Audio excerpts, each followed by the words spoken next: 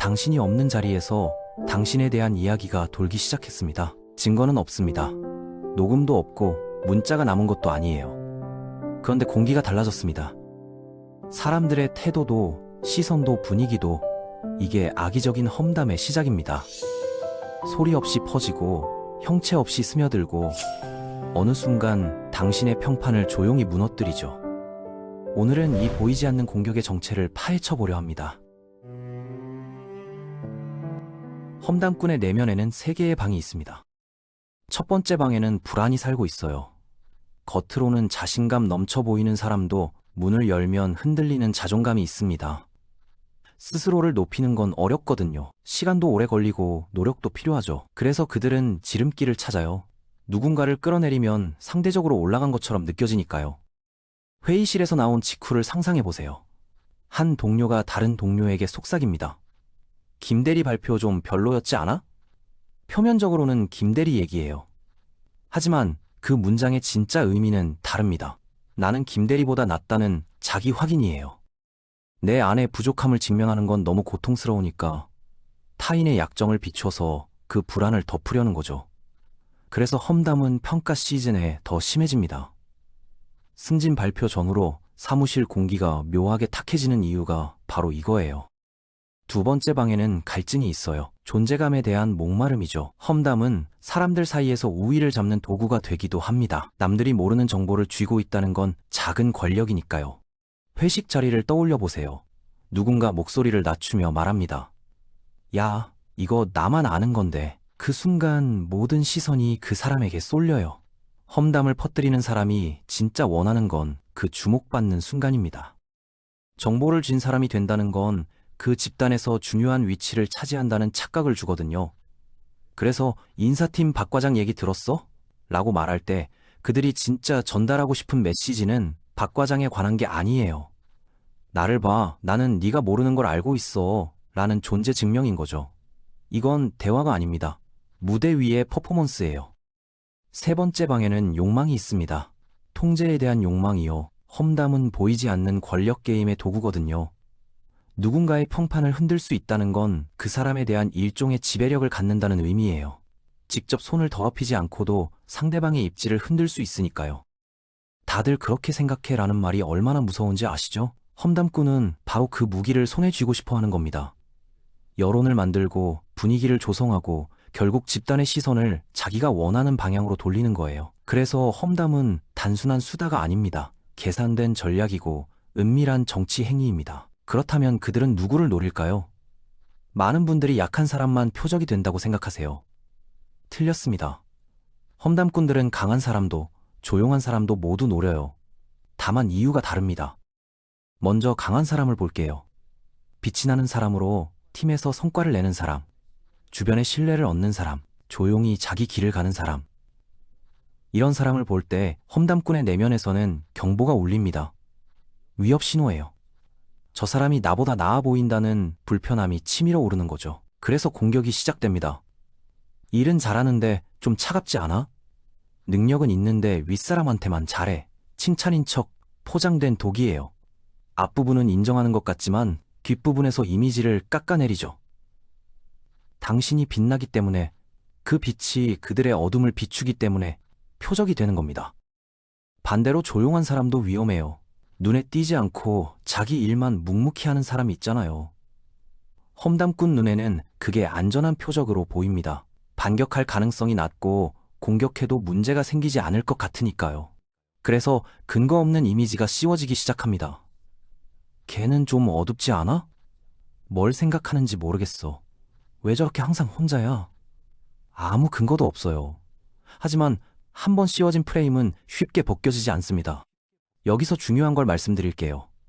강한 사람이든 조용하든 이유 없이 당신이 험담의 대상이 됐다면 그건 당신이 잘못해서가 아닙니다. 그들의 불안과 욕구가 당신을 선택한 것뿐이에요. 당신 때문이 아니라 철저히 그들 때문인 거예요. 이제 그들이 현실을 어떻게 왜곡하는지 살펴볼게요. 이 기술들을 알아야 당하고도 왜 당했는지 모르는 상황을 피할 수 있거든요. 첫 번째는 눈덩이 굴리기예요. 심리학에서는 편승 효과라고 부르죠. 한 사람이 험담을 시작하면 다른 사람들이 합류하는데 흥미로운 건 그들이 그 이야기를 믿어서 합류하는 게 아니라는 점이에요. 소속감을 원하기 때문입니다. 점심시간을 상상해보세요. 누군가 특정인에 대해 부정적인 말을 꺼냅니다. 거기 있던 사람들은 분위기에 맞춰 고개를 끄덕이게 돼요. 맞아.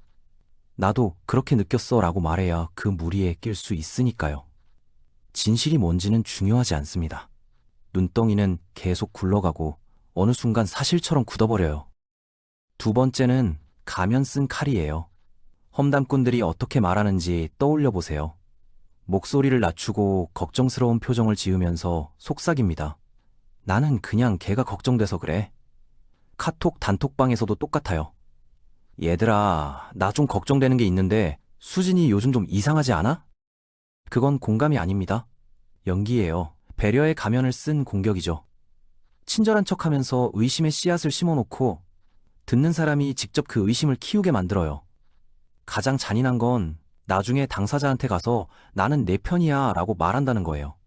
불을 지른 사람이 소방관 역할까지 하는 겁니다. 세 번째는 정의의 망토예요. 험담꾼들은 항상 자기가 옳다고 믿어요. 난 그냥 다른 사람들이 피해 안 봤으면 해서. 사람들이 알 권리가 있잖아? 이런 말로 포장하죠. 그건 미덕이 아닙니다. 자기 합리화예요. 진짜 누군가를 걱정한다면 당사자한테 직접 말하거나 공식적인 경로로 이야기해야 하는 거예요. 뒷담화로 푸는 건 해결이 아니라 공격입니다. 그들은 좋은 일을 하고 있다는 착각 속에서 타인을 해치고 있다는 사실을 끝까지 인정하지 않아요. 네 번째는 저울 트릭이에요. 험담꾼은 당신을 직접 공격하지 않습니다. 대신 비교를 통해 깎아내리죠. 이번에 수진이 프레젠테이션 잘하긴 했는데 민수 때만큼은 아니었지. 칭찬처럼 들리지만 실제로는 평가절하예요. 이 일은 열심히 하는데 융통성이 없어. 똑똑하긴 한데 너무 튀려고 해. 장점을 인정하는 척하면서 단점을 부각하는 기술이에요. 들은 사람은 나중에 앞부분은 잊고 뒷부분만 선명하게 기억하게 됩니다. 자, 이제 가장 중요한 이야기입니다. 이 악순환을 어떻게 끊을 것인가? 결론부터 말씀드릴게요. 말로 그들을 이기려 하지 마세요. 다른 차원에서 뛰어넘는 겁니다. 첫 번째, 48시간 규칙을 지키세요.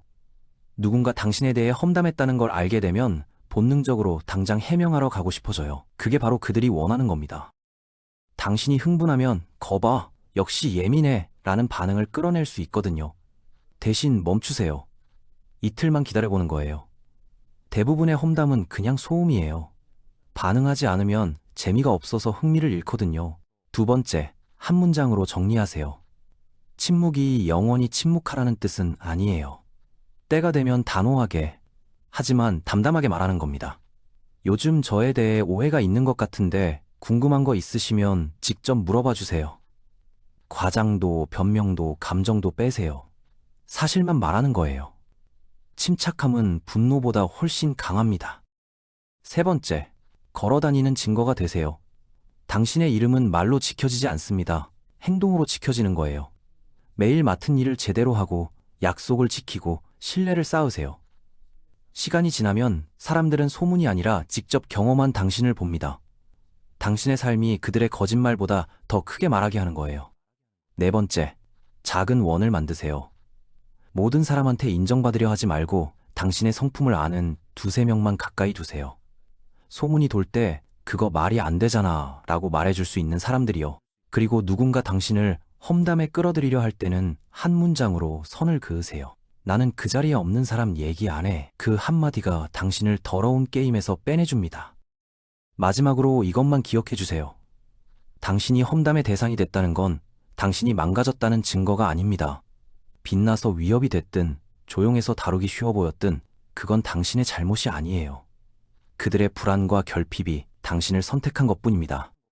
험담꾼들은 말로 당신을 규정하려 하지만 당신의 진짜 모습은 당신의 행동이 증명합니다.